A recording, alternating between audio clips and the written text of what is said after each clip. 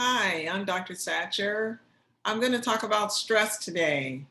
So, the question was, what separates stress from other conditions? When most people think of stress, they know that it can create an illness and that it can make illnesses worse, but it tends to be a second or a subconscious thought. Many people think of stress as an emotion that they're feeling, but having difficulty describing what they feel. Many emotions can be associated with stress.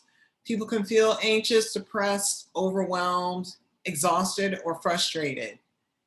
And stress has been described as a type of strain on the body. It's taxing the body of its resources.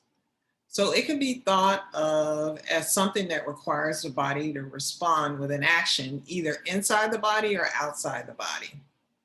Stress can trigger a subconscious or conscious reaction in the body that can lead to both mental and other health and body issues.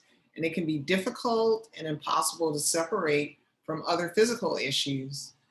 And other than being carefully evaluated, most patients are not able to do this on their own.